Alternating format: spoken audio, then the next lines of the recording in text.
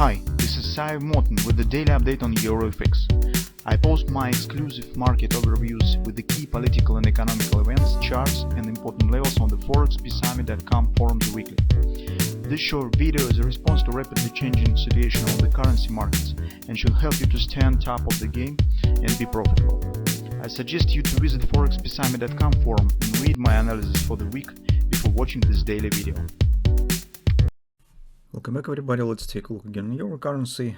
So today in report we have talked about the liquidity in the United States banking system, and actually this week was not really very intensive in terms of the data or some economical information. All things that we've got is just earnings report from the Nvidia, Fed minutes and a few other minor stuff that actually brought not a lot of information for discussing, but still, there were a few moments that was not officially presented in the mass media, but as we think, that might be very important for the dynamic of the euro currency in relation to United States dollar and for the actual dynamic of the interest rates in the United States, and very soon, actually in this month or even in this month in March.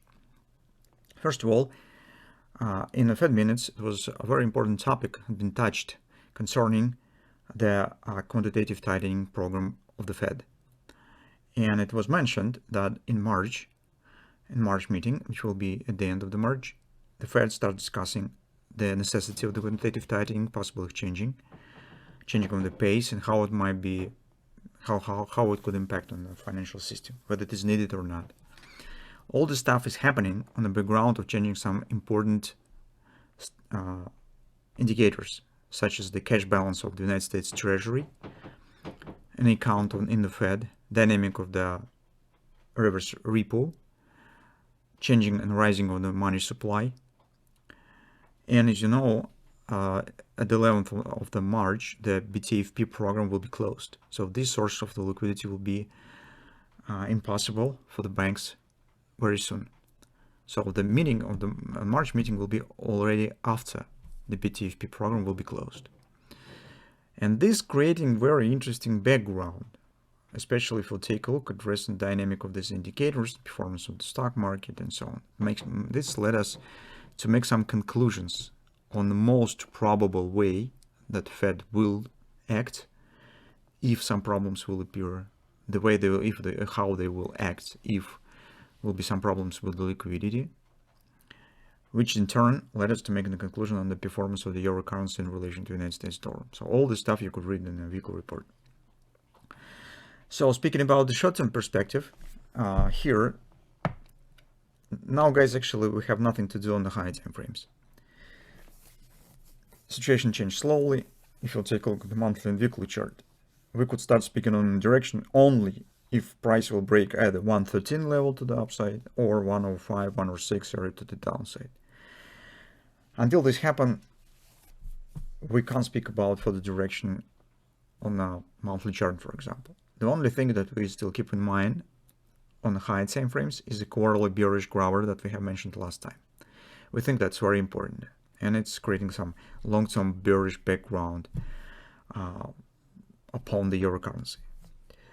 So, since we have no direction on the high time frames, the only thing that we could do is just dealing with the daily chart and intraday steps that we have.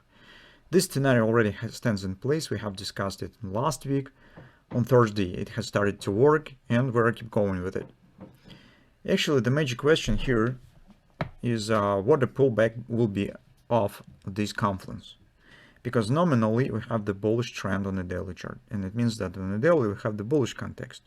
From this standpoint, we have to consider this reaction only as the short-term factor until market will not start moving with the direction of the weekly chart, which is actually has the bearish trend.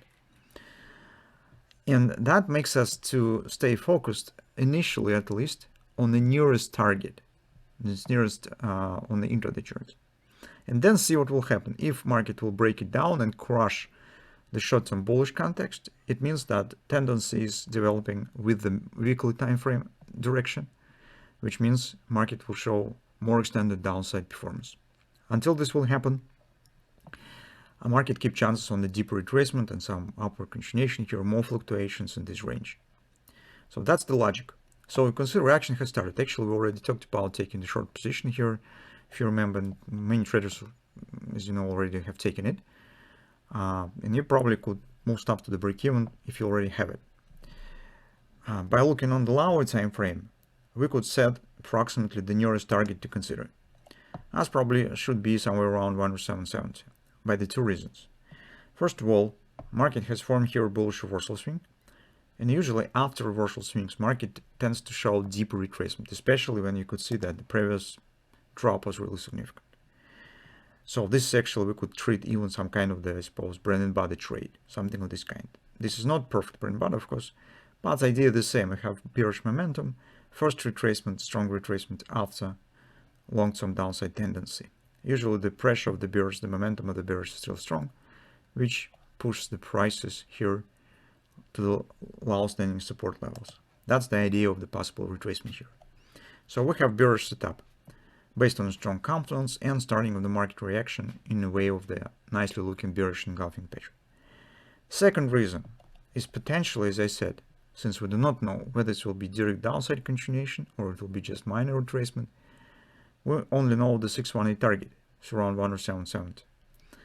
But the second reason why we also consider this level is actually potentially hand shoulders right there. As you can see, it might be a shoulder. Head stands precisely 1618 extension of it, which is typical for the hand shoulders pattern. Divergence exists. So that might be a starting of the right arm of this pattern. And from that standpoint, once again, it leads us to the same destination level. So if market will keep it harmonic, so approximately the shoulder should be somewhere in the same area, which is potentially around 107.70, 107.80, somewhere in this area.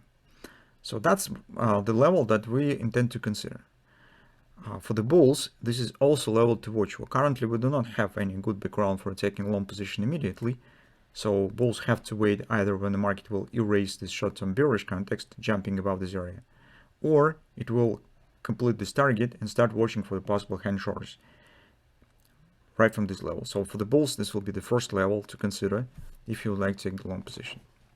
Currently, we do not see a good background for it. If we'll take a look at the lower time frames on the hourly chart, we haven't got any jump on Friday, which is good. On the gold market, it was really significant upward action, but on the euro, you do not see it. So we have talked about this level as possible for taking the short position again.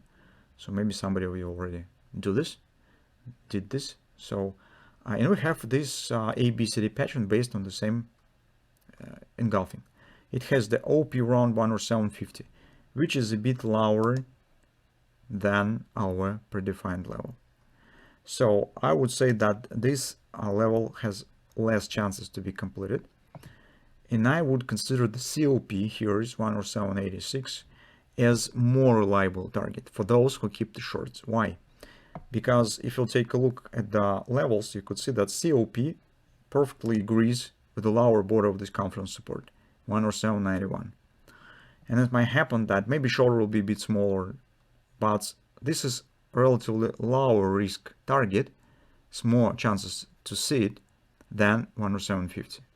So from that standpoint, I would consider this level as a more reliable target and focused on it. This area between the 107.50, 107.70 is, I would call it a bit unstable. So because when the market enters, it will be a situation where it could turn the direction in any moment. So you have to be ready that to close position, or you have to manage your stops and your position so that well, it's a bit just a really unstable area. So it's coming to the potential reversal. OP seems a bit too extended, and the market probably could not reach it. So from that standpoint, that's why I call it as it is possible to see it, but the chances on this stand significantly lower. So as a tactic you could follow is just, for example, take the half your position around the COP, keep the rest with the moving to the OP, but be ready to close in any moment if market starts reversing. So that's the really, I suppose it's clear. So that's what we have currently on the euro currency. So let's keep watching this trading setup. For the bulls, it might be the chance also as well around this area, and we'll see whether it makes sense to take the position or not. Because in the case of the downside breakout and obviously failure of this potential reversal, it means that market, as I said, is moving with the weekly tendency, and we should be ready taking out with these lows and downside continuation. So that's what we have to do in the coming week here in the euro currency. Let's just follow the trading plan.